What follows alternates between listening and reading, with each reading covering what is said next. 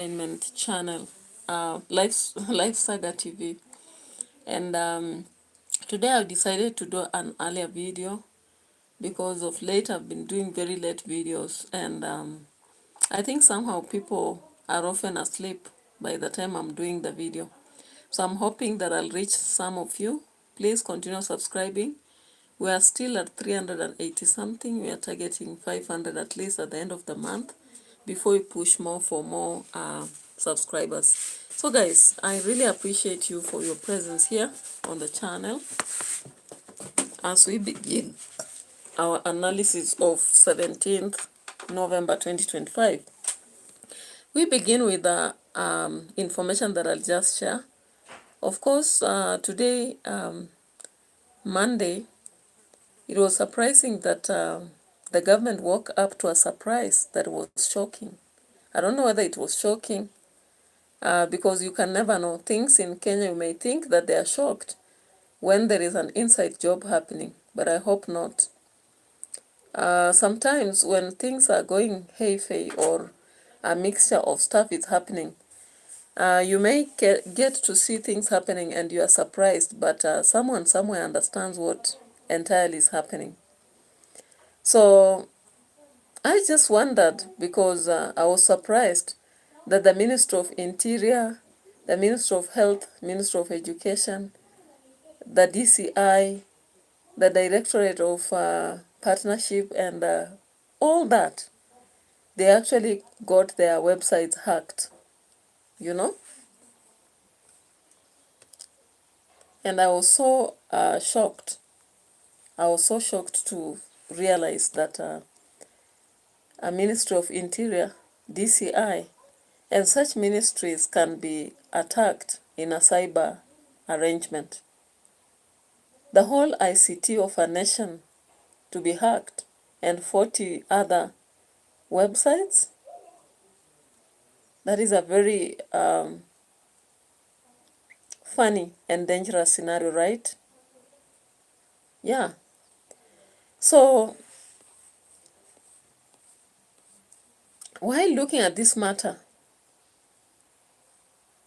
even though ICT CS Eliud Owalo has assured us that there is no data breach that happened, but like really, how can a nation have its systems hacked? 40 websites. I hope it's not a staged process to actually make us understand that there is a risk, and later on we are told maybe a certain amount of money was lost.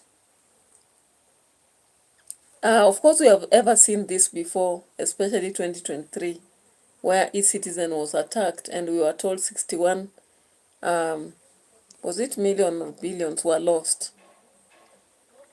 Because it would be unfortunate for a country to experience such a phenomenon. Yeah, so maybe this is an opportunity to actually prove that the Cyber Computer Misuse and Cybercrime Act must be really necessary. But I was actually surprised that so many systems were affected. Thank you for your like. I really appreciate your presence here. All of you that are watching, thank you so much. So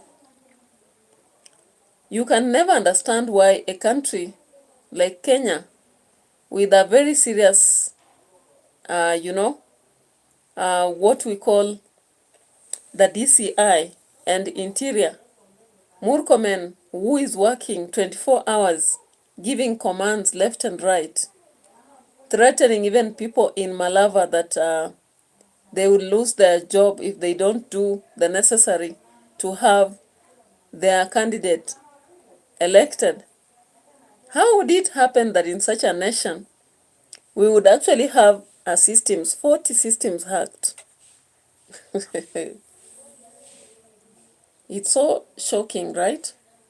Very much shocking. Yeah.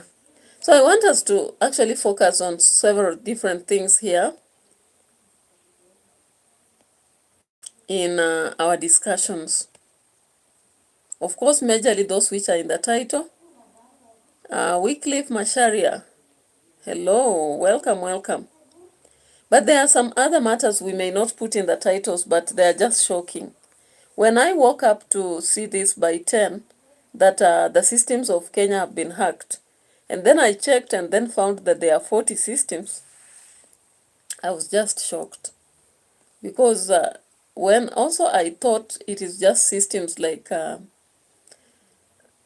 maybe the normal systems, I went deep to check and found DCI there. That was the most shocking thing ever. And Ministry of Interior, most shocking, because the Ministry of Interior is supposed to protect us.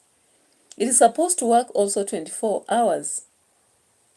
So when you get to understand that such a ministry is also affected in terms of hacking, and even the website of the president, like how?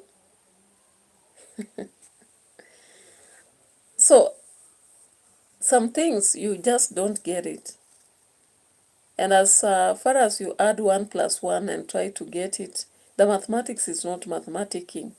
People say so on YouTube, right? If you know, you know. Now, why was it supposed to happen just when we have a meeting of delegates related to law coming to our country? That is another question I'm asking. Just at the moment when the president was qualifying, why he had to actually ease moments of immigration, when he was supposed to talk about the fact that the funding of university was changed for a better one, to look at an individual instead of institutions. A moment when he was telling us about the initiatives that he has conducted in our nation. I don't know. Now, of course, you realize that the campaigns have become so rife in Kenya. And among those campaigns are the ones targeting Malava, Garsen, Kisa, Kaspul, Mbere, and Northeastern. There is a specific place right there. Why is it that the by-elections are becoming a very big deal for our president and even the opposition? Today, of course, we saw Natembea having to get to respond to Malala and defend Banyako. Now, let's look at this guy. We have an immigration. When we look at that immigration and tightening, then we see impunity. James Hinga says, who is our president? The president of Kenya, you don't know him. The video that has spread widely on digital platforms, the alleged foreign national is seen hitting the factory employee multiple times. He then picks up an iron sheet and strikes him several times more before trying to confront him further. Despite the obvious provocation, the victim seemingly restrains from engaging in physical fight. The video has sparked outrage online. In their letter, Kotu has demanded the Ministry of Interior to act by deporting the foreign national, showing concerns to the increasing related cases in the country and the need to regain public and workers' trust over their safety and rights. Later, in another unverified viral video, the two are seen shaking hands, and the employee saying that he has forgiven the aggressor, stating that it is because he wants to continue with his job despite the public uproar and would resolve any other situation better in future.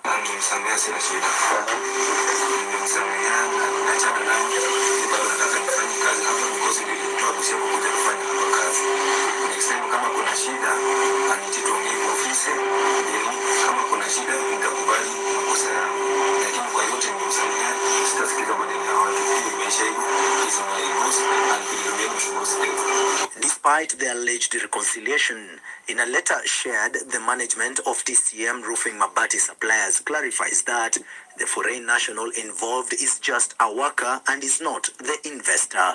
And as a disciplinary action, the letter claims that the management has terminated the contract of the foreign national and arrangements are underway towards his return to China.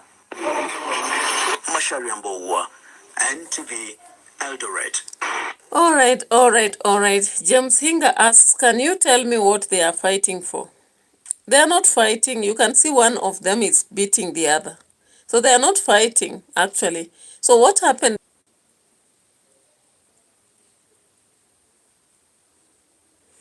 So James Hinga says it's just a glitched. What do you mean? Glitched?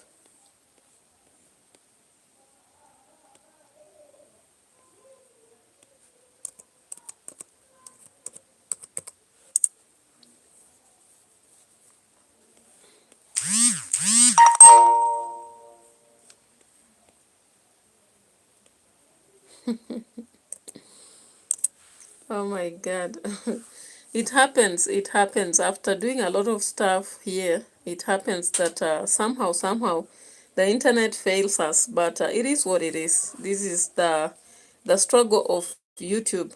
So anyway, what happened is the Chinese national is a kind of, let's say, an employee, but in a major office within the company. That is a company, a Mabati company, a factory that produces iron sheets. TCM. I don't know if you know TCM. TCM is a famous company in Kenya that they sell iron sheets and such products. So this guy, you understand how it happened that works. Some people are just aggressive. So the guy actually came out to begin torturing or rather assaulting. Let's say assaulting is the better word. So he began to assault the worker. For whatever reason, he never shared, but he was just assaulting him in public. And someone took a video and shared it. So it became very viral online.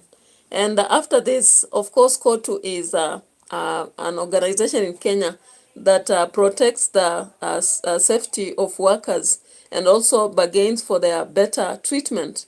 So when it went viral online, actually there was a demand that that Chinese individual is actually deported, right? So even though at first maybe that they were forgiving each other, the guy who had been mistreated, I don't know whether this guy realized that the video has gone viral and went to beg for forgiveness, and so they did another video while he was asking for forgiveness, and he was actually ready to forgive. But then KOTU decided that to show an example to the rest of foreigner employees who mistreat the workers, he has to go. And of course, given that he's not the owner of the company, the company decides to clean its name and do away with him. So he has been deported, of course. He has been deported to go back to China as we speak. What is this? A reminder for something. Anyway, it is what it is.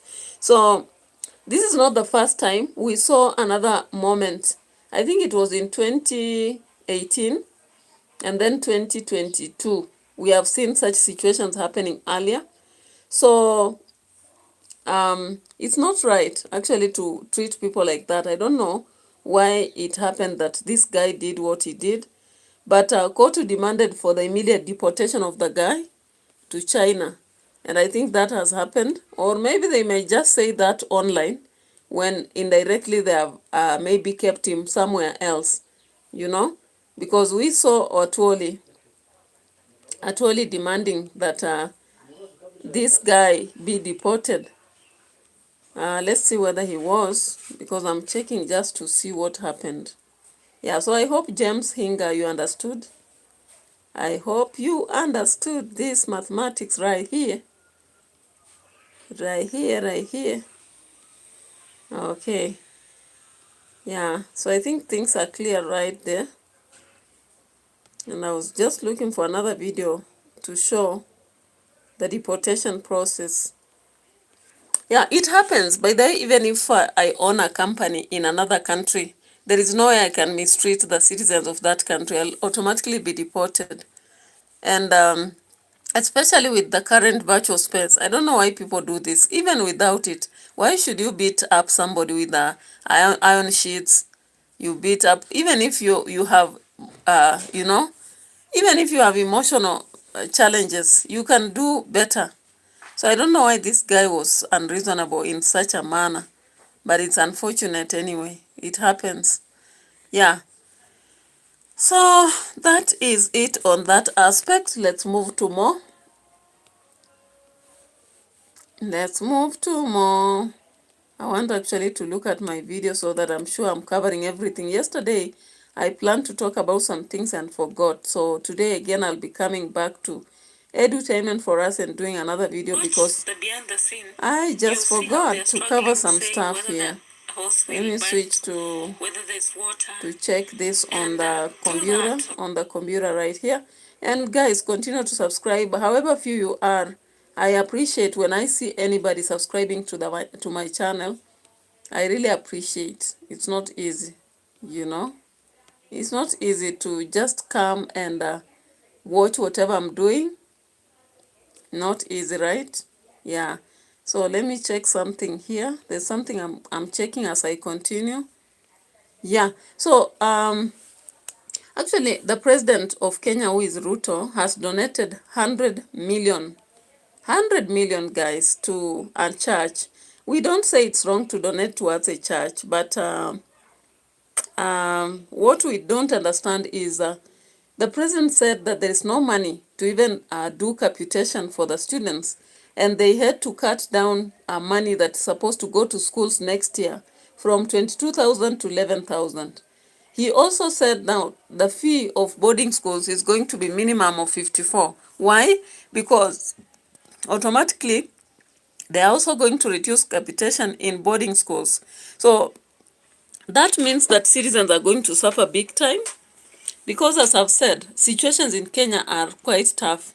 While the president is showing the rosy figure that Kenya is a very good country, things have gone up, the GDP, the stocks, I think that is only among the affluent. I've not bought stocks, and I'm a civil servant. I am one person who loved stocks. When I was in university, I used to buy stocks at some point. But currently, I can't manage because things are just tough. And we are the middle class, according to some people. But we are living like low class. I don't even know how the low class are living because I try to imagine every day. The struggles these people are going through must be so harsh. At least for me, I harvest some maize, I harvest some beans also. I have some animals, maybe I rear them. I hustle around for loans and survive. But what about that person who does not have a job at all, at all? I just don't understand. And so the president, during the interview with Al Jazeera, tried to prove that he has done a lot. And all along, when he goes for campaigns, he said he has achieved a lot. But middle class and low class, we can't see. Maybe high class, top class, and his politically endowed people will see. But as for me, I can't see that. So the president goes to this AIC church and gives 100 million. I just wanted to play this clip here.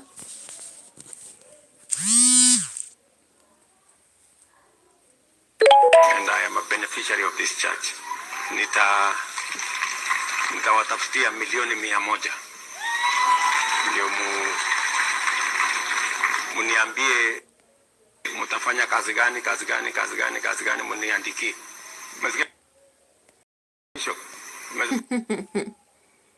That was the president promising to give 100 million to a church.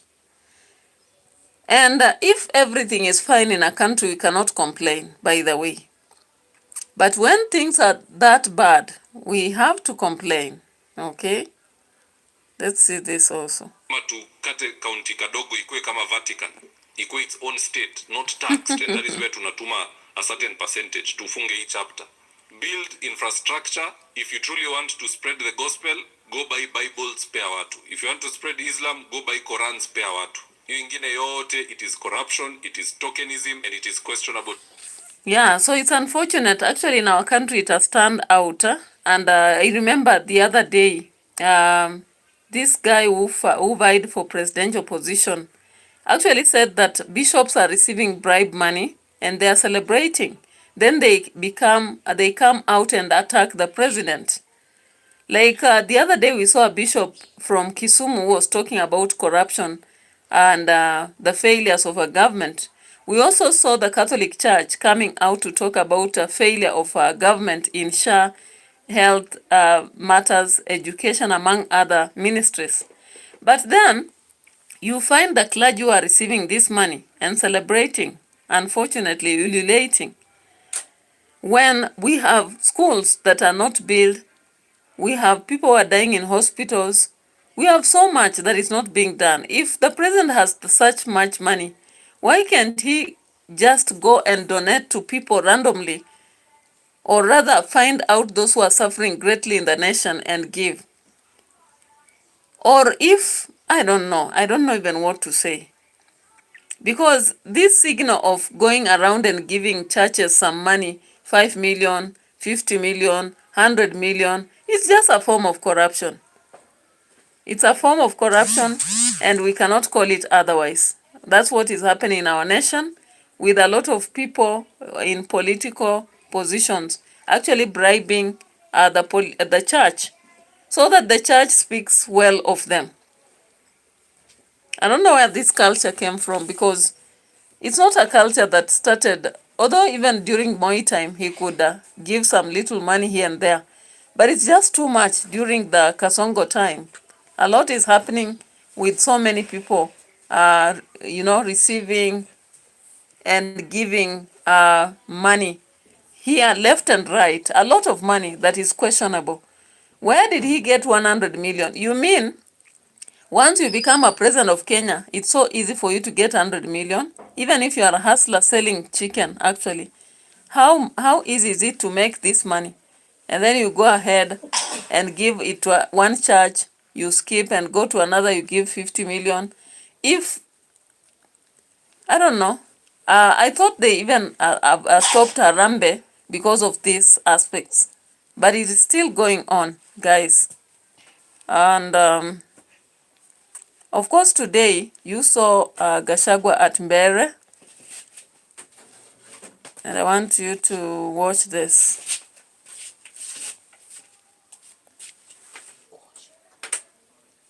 Maji yangu hata yamepoa, nilifaa kunywa.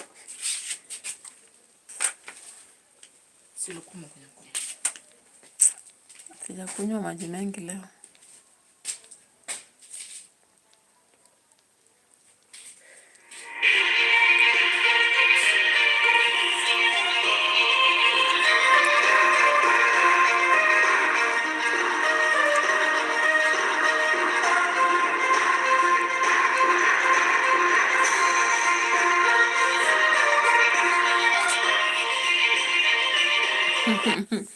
I don't know why Dennis Itumbi actually comes up with very funny statistics. Dennis Itumbi says that Mbere North is a no-go zone for Gashagua's party, and it's a landslide win for UDA, so as to Malava. I don't know what he meant by this. Unless these people are planning for something, I don't understand how they can be so confident talking about a win that is automatic, you know?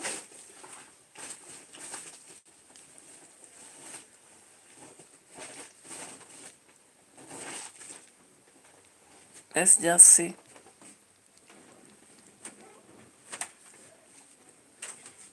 Let's just see.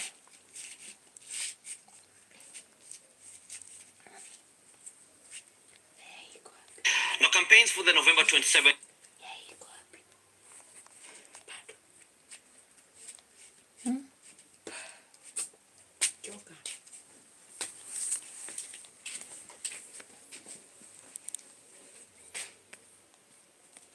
The Democratic Democratic Party ahead of the November 27th by-election. Karij seems to face stiff competition from Leonard Mudende of the United Democratic Alliance UDA and other contenders. Huyu Karisa anatosha atoshi. Aingie asiingie. Aende bunge asiende. Wangapi wanasema Karisa ingie, Karisa ingie, Karisa. Harambee. Harambee. Before engaging with residents, the leaders joined locals for a service at AIC Kanywambora, where they also took a swipe at the Kenya Kwanza government. Na wewe William mtu unasema ati sisi hatuna akili. Wewe unasema watu ya mbele hawana akili. Tariki 27 ikifika saa 6 ya usiku itajulikana kati ya William Ruto na watu ya mbele nani hana akili na ni nani yako na akili. Tunasikia kwa wamekuja PS 20 wanaenda hapa ishara kununua mbuzi kwa nguvu. Sasa presente, lakini yule mtu ako kwa roho za watu wa Mbere North. Hata mimi nikiwa mbali I knew. And then Karis uwe na msimamo. That's my message. Dalili ya mvua ni mawingu. Dalili ya ile serikali kwisha na serikali mpya kuundwa iliundwa kwa by-election mlima huu kule Kiambaa. Kuna kajamaa kanaitwa Kawanjiku kalitunyorosha huko kakaingia bungeni. That is how this government ilianza kuundwa. Ilikuwa mlima Kenya. Na naamini the next government itaanza kuundwa hapa Mbeere North kwa by-election hii tarehe 27 kupitia Bwana Karisa. The campaigns marked by sharp criticism of President Ruto's government. Harambee! Harambee! Mwekue ciara mwekua. Nemokire. Kiathe gikuo kagetikua. Kiathe tegeteru. Ngai angekorwo abangete nienero moyo no angame akioro gya kanjo neche amani kana korwo abangete no angathurwa mbunge no andaga kwa kondoka unde mokome angatuko mondo metereu kani atia angandia arathire miaka 20 mevituku na mwando mambari ya guteta makiwa ate Karisi nde gutorwa jangakuwa ngakame no marameaga kumo njagagu arameaga ko ne kware niangeno kagana makwa ore wakova kanoria ama. All right, that is Mbeere for you. Actually, politicians are coming at Mbeere, Malava, the two places because of the 2027 elections. Now, they are always saying dalili ya mvua ni mawingu according to them. So the current candidate will actually make it, defines what will happen in 2027. And that has actually caused a lot of shaking among politicians. That is why we are seeing that the president and his team are camping at Mbeere, just as United Movement is also coming there, because they are so shaken about the results of the 2027. But now they want to foresee that through the by-election. Because generally, of course, by-election will define what will happen in 2027 from all the by-election centers, around 7 of them, right? Yeah. So we can see these people pushing and pulling because they have reasons as to why they are doing so. Now let's look at more in this campaign process.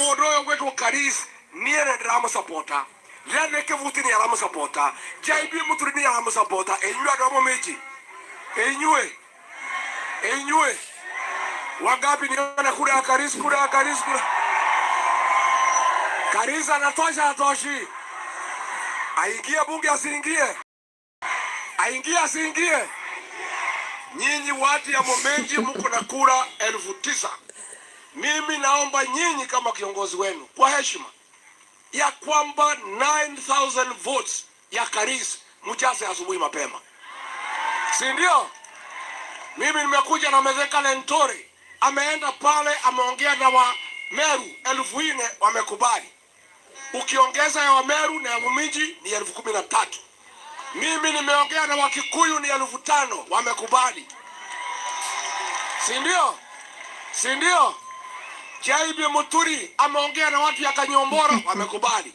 Yane Kevuti ameongea na watu yake wamekubali. Je, nyinyi watu wa Mumeji mmekubali? Kwa nini ndokegaro nikakaa na wa vijana wa Matisi? All right, guys. So that is the campaigns in Mbere. The campaigns in Mbere are turning very aggressive. Actually, that everybody, even in the government, wants to intervene. Oh, of course. Some people are even forgetting their role. People like Murkomen are not supposed to be campaigning. They are supposed to be focusing on the security of the government. But they are forgetting that and focusing on politics.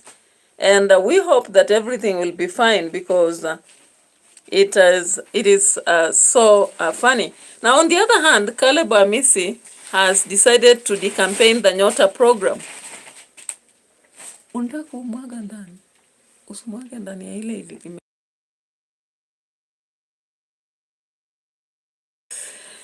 So guys, Amisi has decided to actually deconstruct the Nyota program. Recently, we saw that RUTO was at Mumias talking about the Nyota program, showing how rosy it was. And now Caleb Sifuna talked about it. Let's listen to this. Na vijana wa Tuwani. Nikachukua shilingi zangu milioni 4. Nikawagawia kila group. Simuliona? Nikawagawia kila group.